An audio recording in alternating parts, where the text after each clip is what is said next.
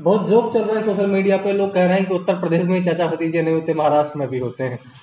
ये social media अलग का अलग दौर तरह है। के जी, जोक चल रहे सब हैं। तो अपने इन अपने सब के तरीके बीच से वो कर एक सकते हैं। सबसे बड़ा जोक जो निकल के आया है, जो दूसरी खबर की तरफ मूव हम कर रहे हैं, वो दूसरी खबर है मध्य प्रदेश से, जहां पर पीसीसी यानी कि जो कांग्रेस का प्रदेश अध्यक्ष होगा, उसकी लड़ाई बहुत ज्यादा आगे जा चुकी है। ज्योतिरादित्य सिंधिया ने आज कुछ ड्रामेटिक अंदाज में एक इंडिकेटर दिया, उसके बाद सोशल मीडिया से लेकर मीडिया में बात छा जी गई।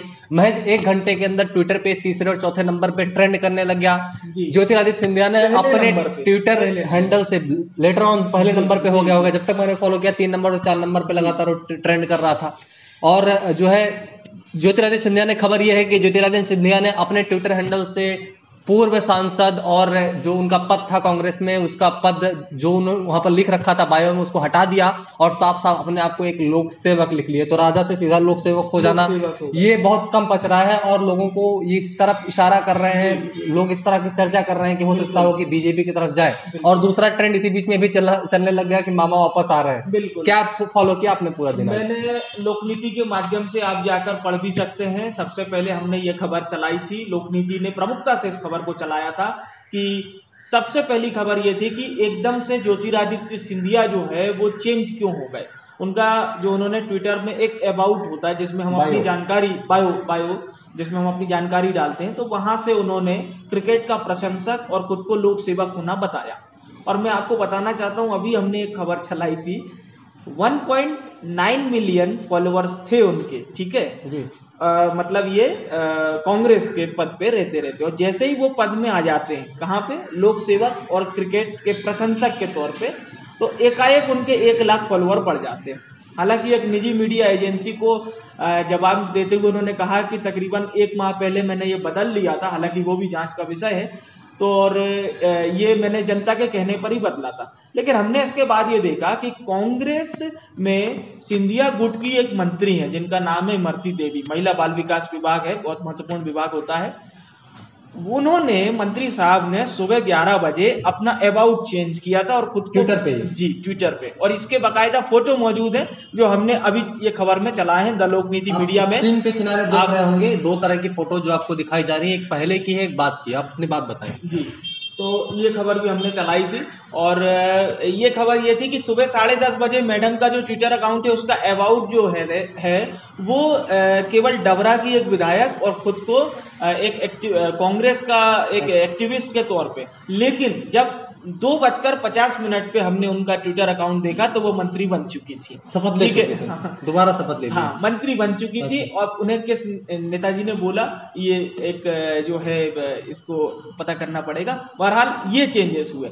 इसके अलावा फेसबुक पर एक पूर्व मंत्री हैं, उनका नाम है केपी सिंह, ठीक है, उन्होंने एक प्रोफाइल डाली। उस प्रोफाइल में उन्होंने बड़े शायराना अंदाज में लिखा कि भाई जहां पर इज्जत ना हो वहां से चले जाना बेहतर है, भले ही वो किसी का घर हो, किसी का मकान हो या किसी का दिल।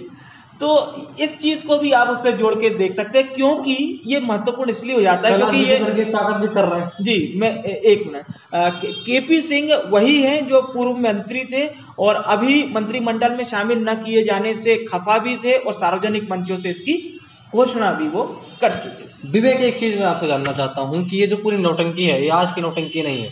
चुनाव से पहले मामा से मिले थे जा करके, फिर उसमें भी शंका जताई जा रही थी, अलग अलग लेख छपने लग गए, और उसके पहले भी वो 2-3 बार अभी शिवपुरी में जाकर के एक बयान दे दिए थे जी, और कई बार उस तरह के बयान दे चुके हैं जो पार्टी लाइन से हटके रहा और थोड़ा सा बागी तेवर उनके नजर आए। बाढ़ प्रभावित क्षेत्रों दौरा किया उन्होंने। तो इस तरह के जो उनके जो उनका दिख रहा है, एक तरह की जो छवि बार बार दिखा रहा है, बागी हो सकता हूँ मैं, वो अगर होते हैं तो उससे सरकार पर क्या प्रभाव पड़ेगा? क्या सरकार बच जाएगी? बिल्कुल नहीं बच पाएगी। अगर ज्योतिरादित्य सिंधिया बागी हो जाते हैं तो ज्योतिरादित्य सिंधिया भले ही एक अकेला नाम है, लेकिन आप ये देखिए कि उनके बनाए हुए 7 से 8 मंत्री कमलनाथ सरकार की कैबिनेट में काबिज हैं, और छोटे मोटे मंत्री नहीं है, महत्वपूर्ण मंत्री हैं, जिनको फूड मिनिस्टर दिया गया है, जिनको ट्रांसपोर्ट की जिम्मेदारी दी गई है, जो महिला बाल विकास विभाग देख रही है। कौन है? ये ज्योतिरादित्य सिंधिया के लोग हैं जिन्हें मंत्री बनाया गया है। अब जाहिर सी बात है, इतने महत्वपूर्ण व्यक्ति जिनको माना जाता है कि कमलनाथ सरकार लाने में इनकी बहुत महत्वपूर्ण भूमिका थी, तो इनके पास कितने विधायक होंगे। आप तो ये जो डिस्ट्रैक्शन है, जो तो एक तरह का कांग्रेस के लिए बहुत नुकसान होगा कि ज्योतिरादित्य सिंधिया बागी बन गए।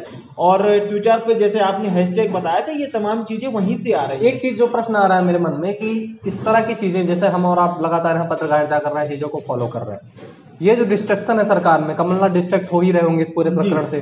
लगातार पीसीसी की लड़ाई चल ही रही है, कमलनाथ लगातार सोनिया जी की हाजिरी में लगे रहते हैं, तीसरे दिन दिल्ली, तीसरे दिन दिल्ली, तीसरे दिन दिल्ली। किसान परेशान है। आप कह रहे हो कि भाई गांजा बो दो, सोयाबीन का आपने अभी तक कोई भरपाई नहीं किया, जो फसल बर्बाद हुई। जितनी भी फसलें बरसात में बर्बाद हुई किसानों को, इसकी स्थिति खराब है। किसानों को आपने कुछ नहीं किया। सिर्फ कर्जा माफ कर देने से किसान सशक्त नहीं हो जाता। और भी प्रदेश में विकास रूपी बहुत सारे काम है जहाँ पर सरकार काम नहीं कर पा रही। इनकी सरकार सिर्फ सरकार बचा बचा के सरकार में रहेगी, ऐसा बहुत बड़ा प्रश्न है। क्योंकि भाई जब से सरकार बनी है, रोज इस बात का डर, हर तीसरे दिन इस बात का डर आ जाता है सरकार गिरने वाली है। ये इसी लड़ाई में 5 साल निकल जाएंगे क्या?